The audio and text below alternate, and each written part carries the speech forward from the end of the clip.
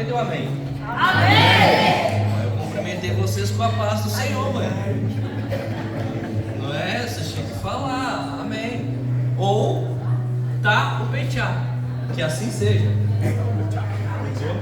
Então é a nossa língua guarani, a nossa língua que predomina a nossa América do Sul, principalmente o território brasileiro, não é? E hoje, por sinal,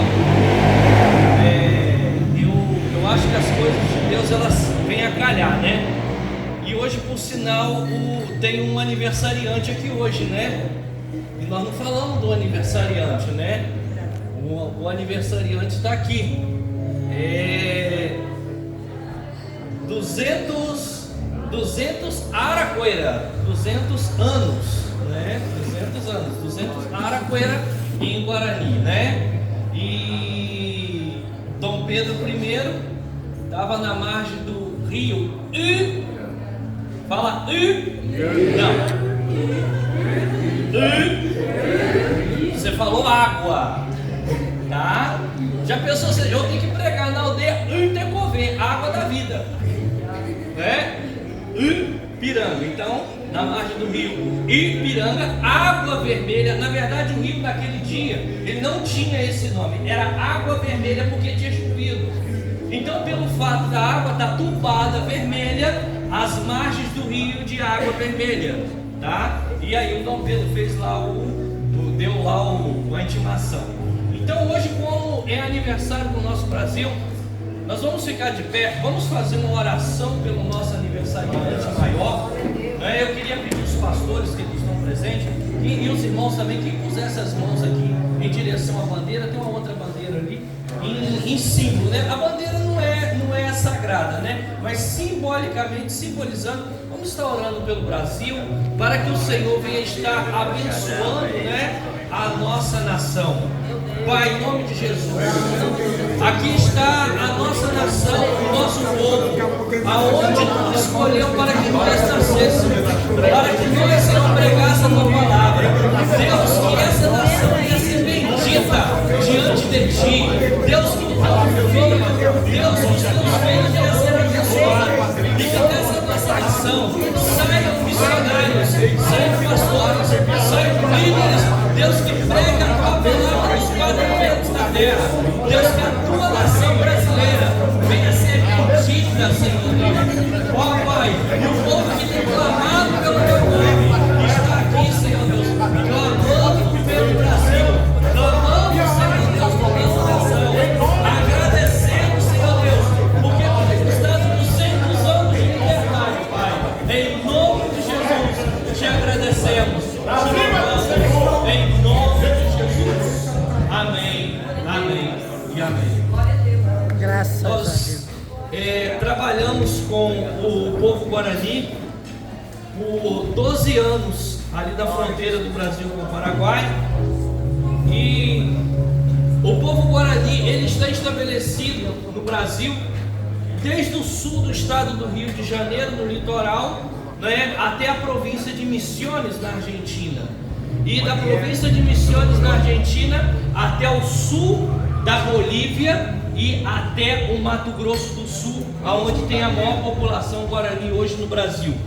E visto que a influência guarani hoje no Brasil era tão grande, como nós falamos aqui, a segunda palavra do hino nacional brasileiro, ela está em Guarani. O banco que você tem a tua conta, não é? Tem o nome de Guarani, não vou falar o nome dele aqui porque eu não estou ganhando nada com isso, né? Mas o banco tem um nome em Guarani. Você diz que não mora na Tapera, porque na Tapera é ruim, né? Tapera é Guarani, Tapereri. Você diz que não vai na casa do teu vizinho porque teve um sururu. Sururu é briga, tá certo? Entendeu? E você diz que gosta muito de ser Paraíba. Tem algum Paraíba aqui? Gosta de ser Paraíba, tem que saber o que significa Paraíba, tá? Então você gosta de ser Paraíba você gosta de ser Paraíba, você gosta de ser pernambucano. Então todas essas palavras do nosso dicionário, nós não vamos ficar mais de nhenhenhenhenhenhen, também em Guarani, então nós não vamos falar muito em Guarani. Na verdade, a história Guarani, ela começa na Ásia Central, há 2 milhões de anos atrás, passa pelo Alasca, com os índios Antabascas, que são também um parente Guarani, passa pelos Estados Unidos, na cidade de Kiowa, Guarani, vem para a América Central, forma o Panamá na América Central e vem para a América do Sul e forma aqui na América do Sul os Guaranis latinos-americanos com 5 línguas Guarani e mais 17 dialetos, principalmente no Nordeste. Então, o que são os Guaranis hoje?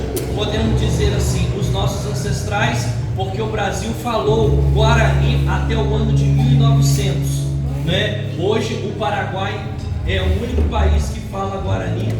Podemos dizer assim, normalmente no Paraguai não se fala castelhano, conforme muita gente pensa. Castelhano é língua comercial, no Paraguai se fala Guarani. Então, o povo Guarani, porém, é um dos povos mais sofridos aqui na América do Sul para socialmente, e um dos povos mais duros de coração para receber o Evangelho. Muita gente diz assim: eu tive no aldeia Guarani, foi tão legal, tão bacana, eles receberam a gente tão bem. Isso é só socialmente. Para ouvir a palavra de Deus, pensa numa gente dura de coração para receber o Evangelho. Você começa o trabalho numa casa e no início está todo mundo ali. 3 meses depois só tem as mulheres e algumas crianças. Ninguém quer saber do Evangelho. Eles são duros de coração, tá?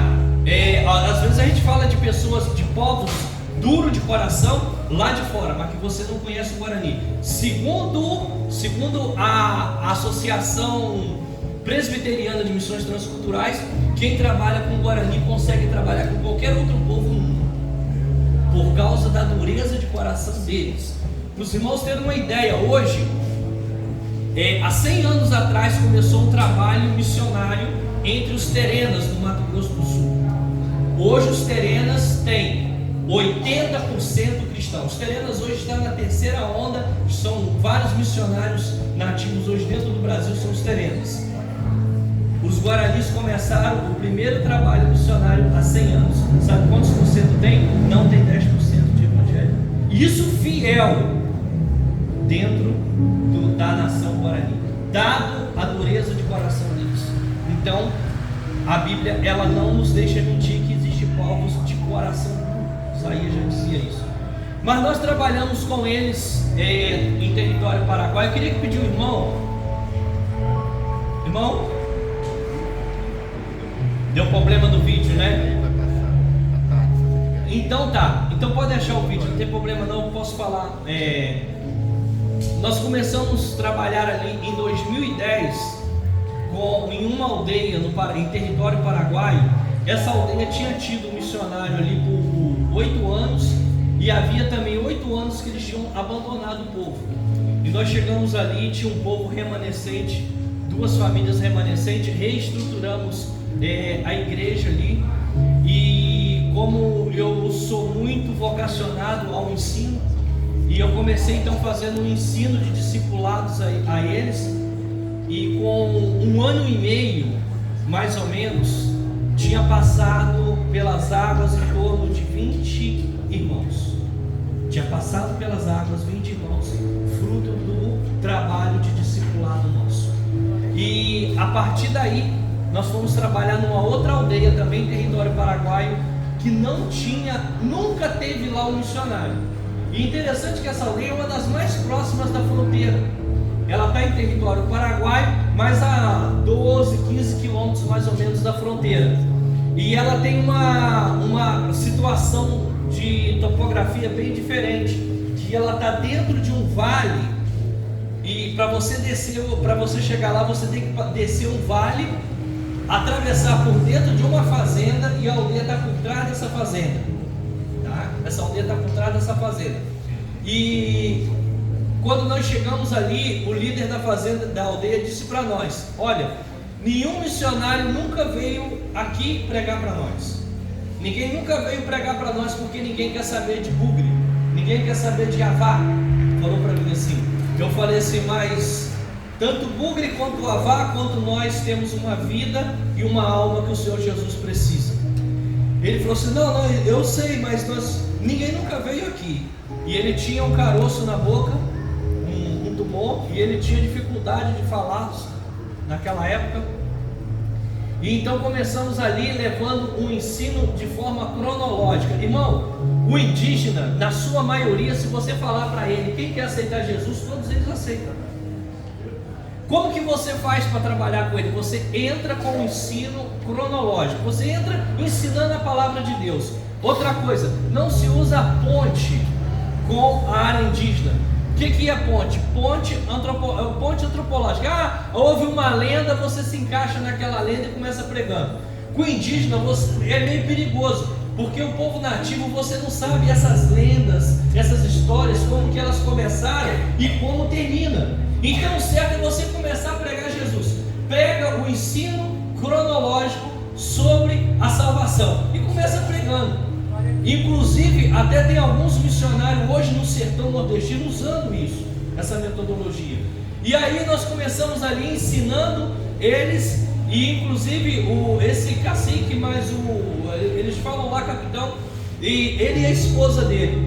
E com 5 meses eu consegui uma cirurgia, e ele passou por uma cirurgia, tirou aquele nódulo da boca, muito alegre, começou a glorificar o Senhor, porque não tinha mais nada na sua boca. E aí nós começamos, então chegamos ao final do ensino cronológico e levamos as águas às 3 primeiras irmãs daquela aldeia. Foi um dia muito glorioso. Nós levamos os 3 primeiros crentes daquela aldeia, levamos as águas. E 5 meses depois, nós levamos ele e a esposa dele às águas. Foi o avanço do Evangelho naquele lugar a ser estabelecido.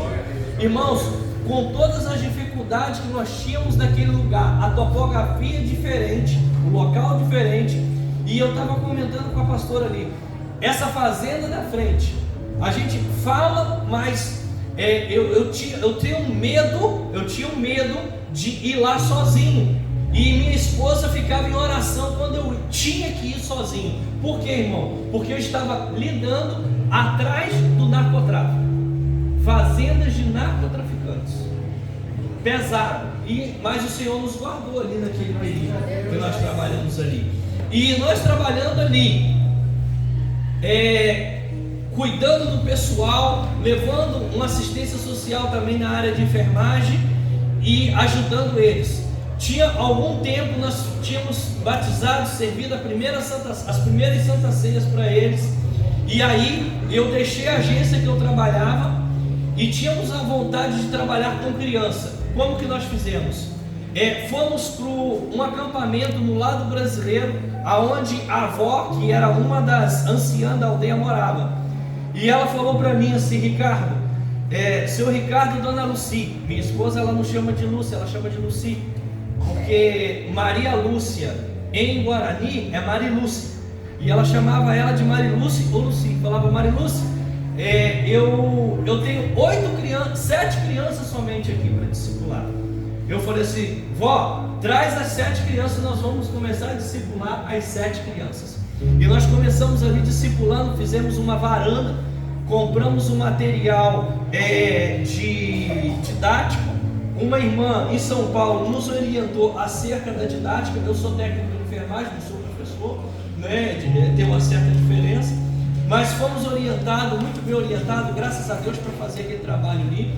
E começamos usando todas as formas que nós tínhamos, né, de trabalhar com criança. Irmão, pregar para criança não é pregar para adulto, né? Você tem que estar usando outra didática para aquilo ali. E começamos então usando as didáticas que a irmã Rosângela estava nos orientando. E quando estávamos no meio do discipulado, um amigo meu me ligou de Carapó, no Mato Grosso do Sul. Ele trabalhava com os guaranis em Carapó. Carapó é uma cidade, tá? Não é o nome da aldeia, é uma cidade do Mato Grosso do Sul. Você pode olhar lá no mapa. E ele trabalhava na aldeia Teicuê.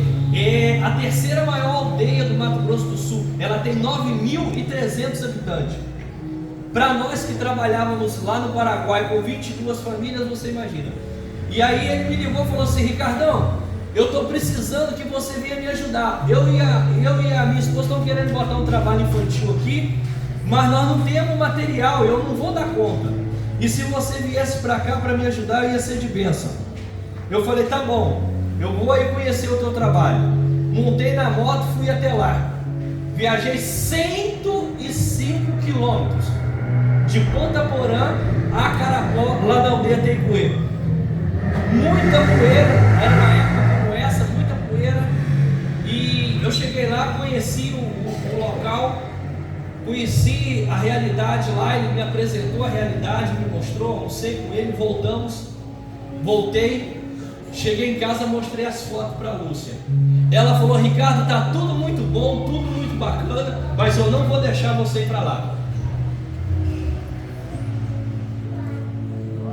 Eu falei, mas por que, filha? Ela falou assim, olha, quantos quilômetros deu de estrada? Eu falei, deu 105. 35 na estrada de chão. Não, 75 na estrada de chão e o restante no asfalto. Ela falou assim, pois é, você imagina 75 quilômetros na estrada de chão ou na garupa da moto. Ora você está no guidão, ora você está de cabeça para baixo. E as irmãs sabem. Você imagina você viajar 75 km para lá, 75 para cá, na garupa de uma moto. Não dá certo, não é? Eu falei, não, você está com a razão. Ela falou que você pode fazer o seguinte: pela fé, você vai começar dando uma assistência a ele. Pela fé, sem se comprometer com trabalho nenhum lá. E nós vamos orar, porque se for de Deus, Deus vai nos dar um carro. E se Deus me der um carro, aí eu estou junto e eu quero participar, e eu quero fazer todo esse trabalho junto com você. Irmão, deixa eu falar para vocês uma coisa. Você lidar com adolescente nos dias de hoje, menina, eu homem, fica meio complicado. Você tem que estar com a tua esposa do teu lado. E aí, nós começamos a orar ao Senhor, passou um mês, mais ou menos, e um dia nós estamos em casa, um irmão mandou uma mensagem para mim, lá do Amazonas de Manaus. Eu não conheço esse irmão até hoje. Missionário, você precisa ter um carro. Eu falei, de fato, preciso mesmo, só que eu não tenho como. Ele falou assim, se eu te der um dinheiro, o irmão dá de entrada no carro. Eu falei assim, só se for ontem. Ele falou assim, olha, eu estou para receber um dinheiro aqui da Petrobras, da minha aposentadoria, e eu vou te dar o dinheiro para você dar de entrada no carro. Eu não tenho como pagar uma prestação. Eu falei, eu não tenho não, mas dá um jeito. E aí, irmão, passou uns 15 dias, eu abro, a caixa está lá, põe o número da sua conta que eu vou mandar 5 mil reais para você dar de entrada no carro. Irmão, teve uns outros irmãos aqui do Rio, mandaram 1.000 e poucos reais para mim poder pagar o documento, e eu queria dar os 5 mil de entrada completo lá. E aí nós fomos numa garagem, compramos um palio e começamos a fazer a obra ali naquele lugar. Preste atenção, de 7 crianças, nós fomos trabalhar com 40. Desses 40, ainda tinha 10 adolescentes. Não tinha como eu trabalhar sozinho. E o que foi mais interessante, o próprio Vinícius, que me chamou para trabalhar lá, ele só conseguiu trabalhar 3 vezes comigo, porque ele caiu com uma tuberculose e não pôde mais trabalhar em Altentinho. E nós tiramos ali 2 anos e 8 meses discipulando aquela gurizada toda. Era uma piazada, como diz o gaúcho, muito bacana de se trabalhar. E chegou o tempo que nós terminamos ali o discipulado. Eu com os maiores e a Lúcia com os menores. Passamos para outras matérias do Novo Testamento, como fruto do Espírito, céu, inferno, e pregamos tudo aquilo para eles. E como já era muito distante da nossa casa, nós deixamos eles discipulados para congregar em outras igrejas. Dentro da aldeia havia outras igrejas, então nós deixamos eles para congregar em outras igrejas. Voltamos cá para o Paraguai. A irmã Vanessa, que nós levamos as águas, falou para mim, Ricardo, tem 35 crianças. Eu falei, estamos dentro.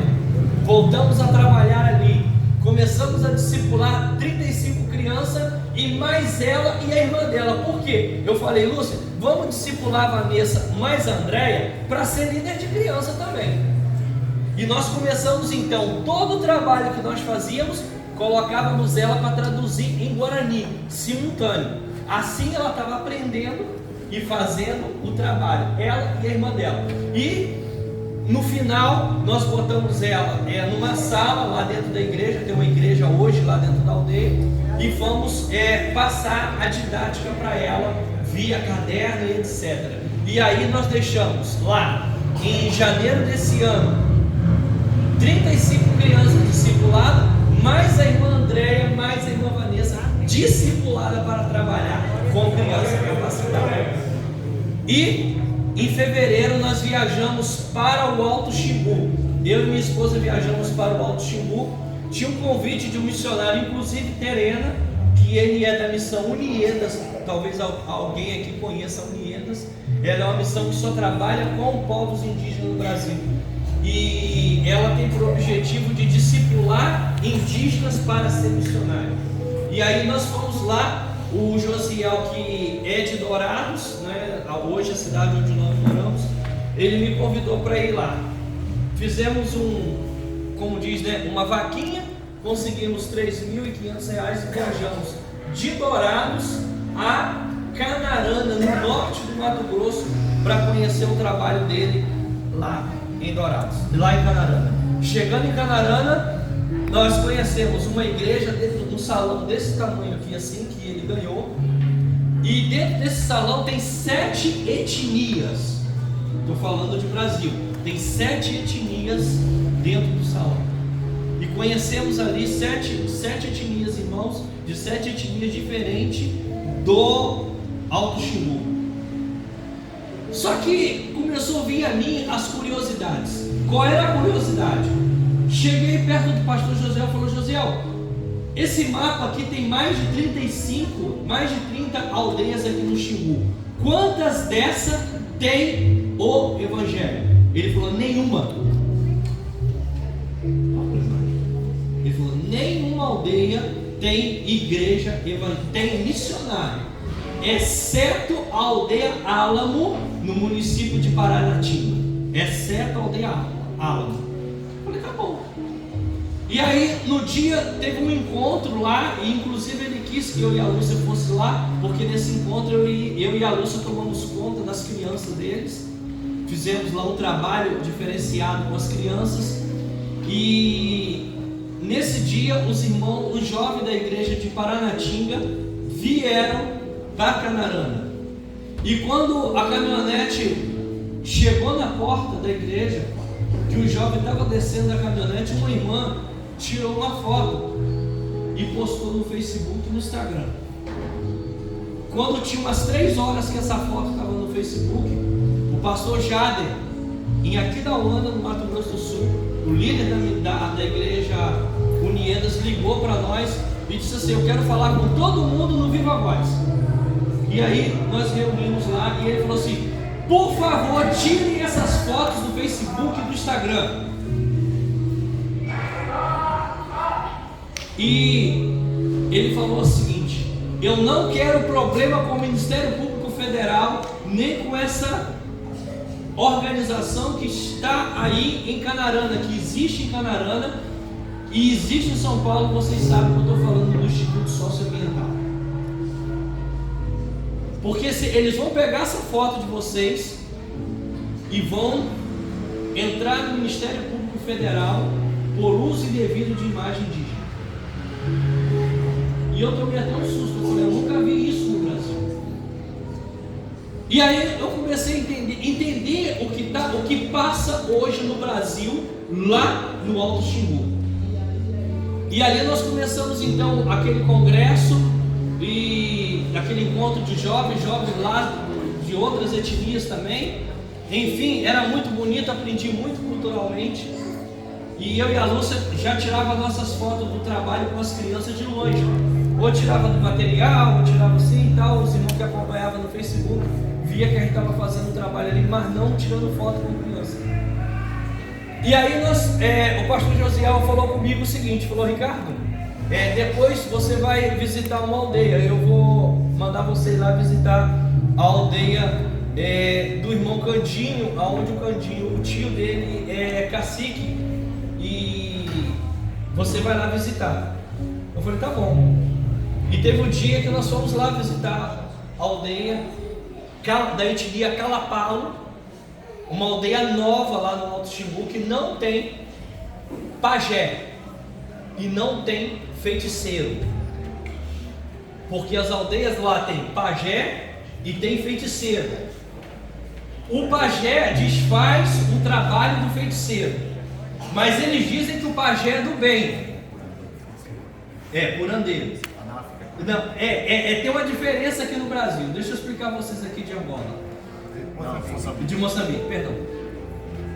As aldeias de vocês tem o curandeiro, não tem o pajé, tem o curandeiro. A aldeia brasileira tem o pajé e o curandeiro, que eles aqui tratam de feiticeiro, sendo que eles dizem, até vocês de Moçambique vão entender a piada, só que eles dizem o seguinte, que o pajé faz o bem, que o pajé desfaz o serviço do feiticeiro, mas ele não faz o mal, você entendeu? Chega na mesma coisa. E aí nós ficamos ali naquela aldeia, 120 quilômetros da cidade de Canarana, nessa aldeia. Ela é uma das primeiras aldeias do Xingu, que eles falam lá do Alto Xingu, uma das primeiras aldeias.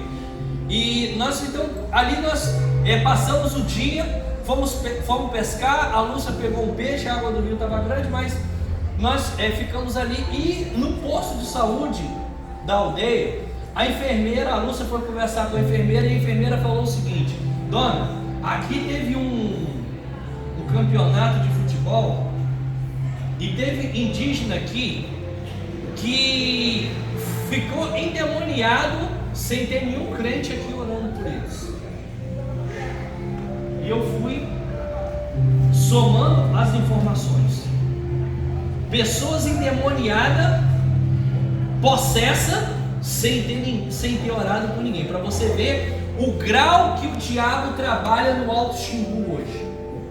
Eu sinceramente nunca vi isso com os guaranis. 12 anos trabalhei com os guaranis, nunca vi tal coisa. E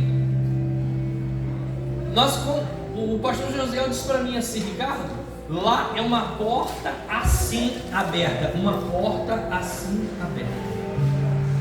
Porque no Xingu não tem porta aberta para o Evangelho, mas lá tem uma porta assim.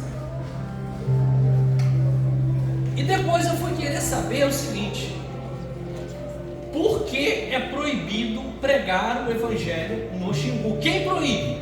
O Brasil não é livre, mas quem proíbe pregar o Evangelho lá? E aí nós ficamos sabendo que quem proíbe pregar o Evangelho no Alto Xingu são organizações não governamentais, patrocinadas por organizações na Europa.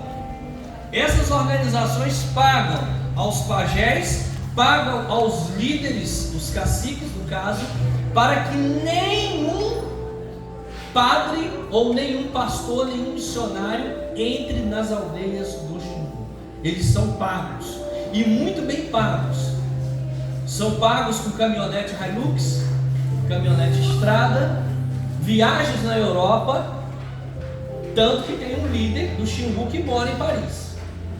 Então ele está morando em Paris, pago por essas organizações, que são grandes homens ateístas, que divulgam e querem propagar o ateísmo no mundo. Então esses homens pagam essas organizações do Brasil para que o Evangelho não entre lá. Nem outro indígena que professe a fé cristã pode morar lá.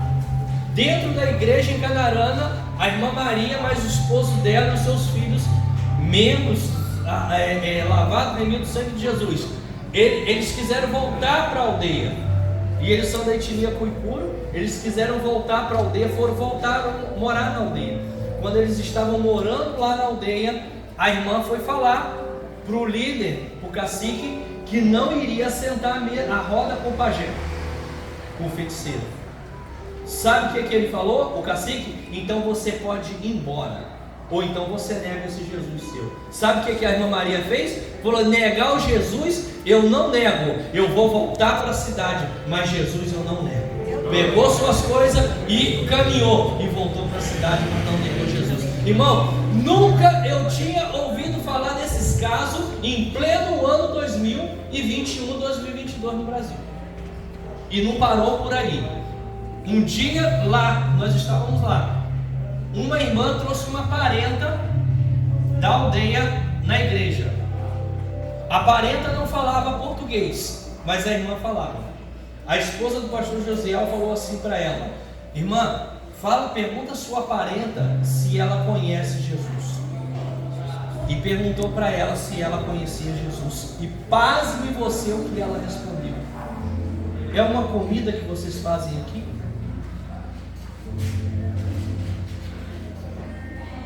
Irmão, eu conheço o Nordeste.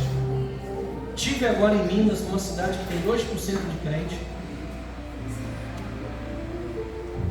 Mas nunca eu ouvi dizer no Brasil de alguém dizer que não conhecia Jesus. Há locais, como no Nordeste, no Jequitinhonha, parte de Minas, que não tem o Evangelho, mas as pessoas é conhecedora do cristianismo, conhece Cristo, conhece diabo, céu e inferno, sabe o que é Natal e sabe o que é Páscoa. Agora perguntar se Jesus é comida, eu nunca tinha ouvido. E aí eu fui saber por que realmente acontece isso. E essas organizações não governamentais, elas dizem que o Evangelho não pode entrar em nome da cultura. Porque se o Evangelho entrar, vai destruir a cultura. Mas que cultura? É a cultura do cordão? É a cultura da dança? É a cultura da roupa? É a cultura da pintura? Não, são a cultura dos comportamentos. Porque cultura da roupa, você passa. Cultura de dança, vamos dançar louvando ao Senhor, passa. Cultura de pintura, vamos pintar para o Senhor, passa. Mas cultura comportamental não. E qual é a cultura? Se a menina é estuprada, é cultura. Nós não podemos interferir porque é cultura. Se a menina foi estuprada e ficou grávida, a criança mãe enterra viva. É cultura. Ah, irmão, mas a ministra da paz, não sei o que, não sei o que, não sei o que, querido. Você acha que vai ter polícia a 300 quilômetros dentro da Amazônia? Da cidade grande? Segue a cultura. Você sabe aquelas flautas bonitas que você vê nos índios tocando assim, aquelas flautas grandes? Aquelas flautas são sagradas e elas são guardadas dentro de um local, numa maloca. E se uma mulher vê aquelas flautas guardadas, ela quebra um ritual sagrado. E ela quebra o ritual sagrado. Ela é castigada dentro da aldeia. Não importa quem ela é castigada dentro da aldeia. Sabe qual é o castigo? Todos os homens usam aquela mulher no estupro coletivo. E muitas morrem. Em nome da cultura. Essa é a cultura que esses homens, dito cujos, como é que fala? Os tais que são aí defensores das causas, eles querem, ativistas, obrigado. Esses ativistas, eles querem guardar essa cultura. Por que eles querem guardar essa cultura? Porque é dessa cultura que eles estão comendo, às custas de um povo escravizado pelo demônio, pelo diabo. E eles não querem que esse evangelho chegue lá. Porque quando esse evangelho chega a vida.